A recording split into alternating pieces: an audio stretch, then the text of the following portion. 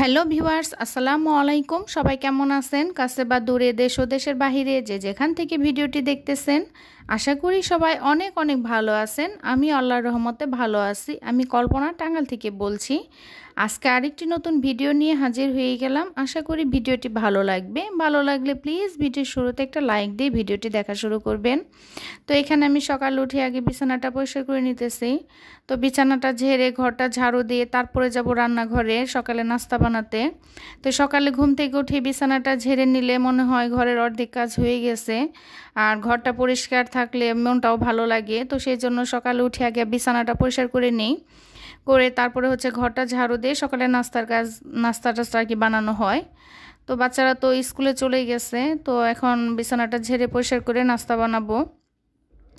তো অনেক দিন যাবৎ ভিডিও দেওয়া হয় না, তো আসলে নানান অনেক ধরনের ব্যস্ততার মধ্যে সেজন্য আসলে ভিডিও দিতে পারি না। তো ভাবলাম আজকে একটা ভিডিও আপনার প্রিয় আপু ভাইদের সাথে শেয়ার করি। ভিডিওটা অনেক দিন আগে করে রাখা ছিল, কিন্তু ভিডিওটা দেওয়া হয়নি আর কি। তো এখানে সকালে রুটি বানাইছি। তো রুটি বানানোটা এতটা কষ্টকর কি বলবো আর কি, তারপরও বানাতে হয়। দেখা যায় আমি তো আগে খালাকে দিয়ে রুটি বানিয়ে ফ্রিজে রেখে ওটা ভেজে খেতাম। তো আপনাদের ভাইয়া তো ওটা খেতে চায় না, তার কাছে নাকি ভালো লাগে না। তাকে প্রতিদিন ইনস্ট্যান্ট রুটি আর কি বানিয়ে দিতে হবে। তো কি আর করার, দেখা যাচ্ছে যে সে 1 বছরে আসছে, 2 মাসের অতিথি। তো যেটা যেভাবে চাই ওইভাবে দেওয়ার চেষ্টা করি। তো সেই জন্য এই রুটিগুলো বানাইছি। তো 3 মাস ছিল আর কি। 3 মাসে বানাইতে বানাইতে লাস্টের দিকে আমি রুটি বানানোটাও শিখে গেছি। আসলে অভ্যাস মানুষের দাস। তো শুরুর দিকে তো আমি রুটি বানাতে পারতাম না। প্রথম কিছুদিন টাড়া বাঁকা হয়েছে। তো লাস্টের দিকে মাশাল্লাহ বেশ ভালোই হয়েছে রুটি বানানো। তো প্রতিদিন সকালে রুটি বানিয়ে নাস্তা বানানো হয় আর কি। সে সকালে তো ভাত খেতে চায় না। দেখা যাচ্ছে সকালে রুটি, রাতে রুটি, দুপুরে শুধু ভাত খায়। তো এখানে রুটি বানাইছি আলু ভাজি আর ডিম পোস্ট করে, তাকে নাস্তা দেবো, আমি নিজেও খাবো, যেহেতু বাচ্চারা সকালে স্কুলে চলে গেছে। তো এর জন্য এখন দুজনেই খেয়ে নিব। সকালে নাস্তা বানাতে খুবই ঝামেলা মনে হয়, কিন্তু কি আর করার, করতে তো হবেই। তো এখানে রুটি, আলু ভাজি আর ডিম পোস্ট করে সকালে নাস্তা করে নেব, তারপরে দুপুরে রান্না বান্না করব। এই সংসার জীবন মানেই তো এরকম। আমাদের প্রত্যেকটা গৃহিণীদেরই সকালে উঠে নাস্তা বানাও, ঘর বাড়ি পরিষ্কার করো, কাজ রান্না বান্না করো, বাচ্চা কাচ্চা খাওয়াও, হাজব্যান্ডকে খাওয়াও, সব কাজ করার শেষে, দিন শেষে আমাদেরই শুনতে হয় আমরা কি কাজ করি। তো এটাই আসলে বাস্তবতা, কি বলবো, বর্তমান যুগে এটাই চলতেছে। দেখা যাচ্ছে যে সারাদিন পরে শুনতে হয় কি কাজ করি। তো এখানে ছিল আম, রূপালি আম নিয়ে আসছে, যেহেতু বাসায় আছে। দেখা যায় হাজব্যান্ড বাসায় থাকলে বাজারের কোনো অভাব থাকে না, এটা সেটা নানান কিছু সে প্রতিদিন নিয়ে আসে। আর যখন হাজব্যান্ড চলে যাবে তখন তো দেখা যাবে টাকা থাকলেও একটা জিনিস খাওয়া হবে না, কারণ ওটা তো বাইরে যেতে হবে। ঘরে টাকা আছে কিন্তু বাইরে যাওয়ার এনার্জি নেই, বাইরে যেতে ইচ্ছে করতেছে না, সেজন্য খাওয়াও হবে না।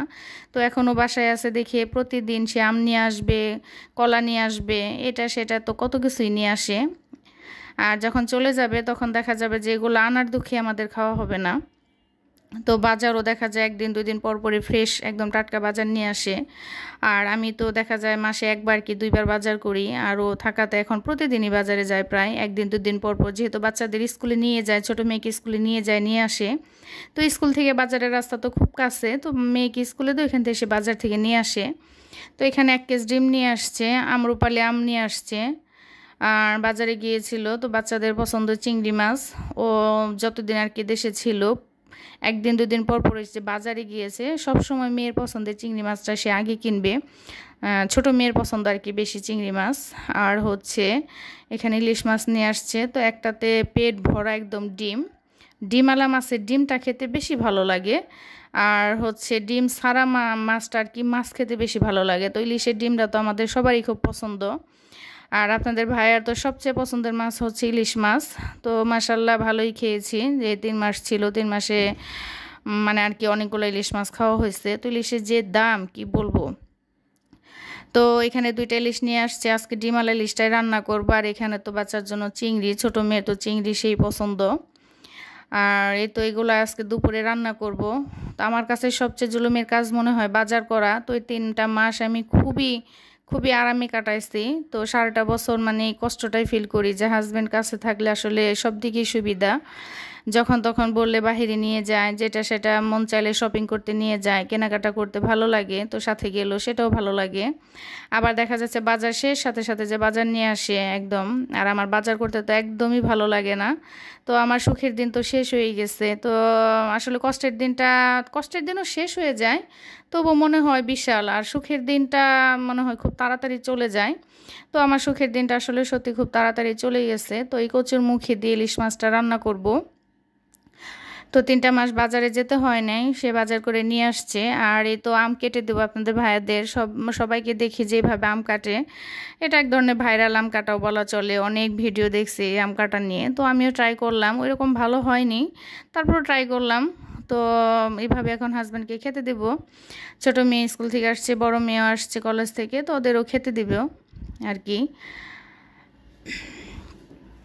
বড় মেয়ে তো কলেজ তো তখন শুরু হয়েছিল না, জাস্ট প্রাইভেট শুরু হয়েছিল। সকালে ওর বাবা প্রাইভেটে দিয়ে আসতো।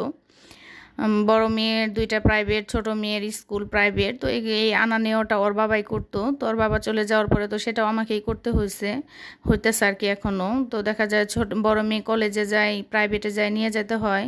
ছোট মেয়ের স্কুল প্রাইভেট। তো এখানে ডাল রান্না করছি। তো ওর তো ডাল খুবই পছন্দ, প্রতিদিন ওর জন্য ডাল রান্না করতে হয় আমার হাজব্যান্ডের জন্য। ইলিশ মাছ কচুর মুখে দিয়ে, আর এখানে হচ্ছে লতা দিয়ে শুটকি মাছ আর কাঁঠাল বিচি দিয়ে এই তরকারিটা আমার কাছে খুবই ভালো লাগে, খুবই পছন্দ। তো এইগুলো দুপুরবেলা আর কি শর্টকাটে রান্না বান্না। তো এতক্ষণ ধৈর্য ধরে কে সাথে আছেন, কে চলে গেছেন জানি না। তো সাথে থাকার জন্য অসংখ্য ধন্যবাদ। আমার ভিডিওটি কেমন লাগে সেটা অবশ্যই কমেন্টের মাধ্যমে জানাবেন। আপনাদের একটা কমেন্ট আর একটা ভিডিও বানাতে অনেকটা উৎসাহিত করে। তো ইলিশ মাছের পেটটা একদম ভর্তি ডিম ছিল। ইলিশ মাছটা খেতে ভীষণ মজা ছিল, আর ইলিশ মাছ তো খেতে এমনিও অনেক মজা, সবারই পছন্দের মাছ। আর এই পেটের ডিমটা তো আরও খেতে ভীষণ মজা। অন্য কোনো মাছের ডিম খেতে এতটা ভালো লাগে না, ইলিশ মাছের ডিমটা খেতে যতটা ভালো লাগে আর কি, খুবই ভালো লাগে, সবারই পছন্দের একটা মাছ। তো আমার দুপুরে রান্নাবান্না শেষ, খাওয়া দাওয়া শেষ। আর এটা হচ্ছে বছরের শেষ কাঁঠাল আর কি। এই কাঁঠালটা খেয়ে বছরকে বিদায় দিতে হলো। এই কাঁঠালটা এত মজা ছিল। তো এই আষাঢ় মাসের কাঁঠালগুলো তো সব চাইলা হয়, খেতে ভীষণ মজা। আমি আবার গালা কাঁঠাল খেতে পারি না, এই চাইলা শক্ত কাঁঠালটা আমার ভীষণ ভালো লাগে। এটা আমার নুনাসের বাসায় থেকে দিছিল। তো কাঁঠালটা ভাঙছে, আমরা সবাই মিলে খাইলাম, আর বললাম যে এটা বছরের শেষ কাঁঠাল, কাঁঠালকে বিদায় জানালাম। তো এই কাঁঠালের পর আর কোনো কাঁঠাল খাওয়া হয় না, এটাই লাস্ট কাঁঠাল খাওয়া। খুবই মজা ছিল, চাইলা কাঁঠাল একদম মিষ্টি, রোয়াগুলা দেখতেও যেমন সুন্দর, খেতেও ভীষণ মজা ছিল। তো কাঁঠাল খাওয়া শেষ। আর এই তো আমার ছোট বোন আসছিল, আমার ছোট বোনের মেয়ে, আমার মেয়ে, আমার ছোট বোনের ছেলে, আমার বাজান দেখেন কীরকম উড়াধরা নাচ দিছে। তো ভাবলাম একটু ভিডিও করি। তো এই তো আমার বাজানে নাচতেছে, আমার বাজানের জন্য সবাই দোয়া করবেন। আমার মেয়ে, আমার বোনের মেয়েরা ওড়না দিয়ে মানে শাড়ি পরছে আর কি। যখন শাড়ি পরার বয়স হবে তখন তো শাড়ি পরবে না, এখন ওড়না দিয়ে শাড়ি পরছে। এরকম দিন আমাদেরও ছিল, আমরা ওড়না দিয়ে শাড়ি পরতাম। এখন তো শাড়ি পরতে ভালোই লাগে না। এই তো ওরা ধরা গানে নাচতেছে, আমার বাজানে নাচতেছে। সবাই আমার বাজানের জন্য দোয়া করবেন, আমার বোনের মেয়ে, আমার মেয়ে, সবার মেয়ের জন্য দোয়া করবেন। সবাই ভালো থাকবেন। খুদা হাফেজ।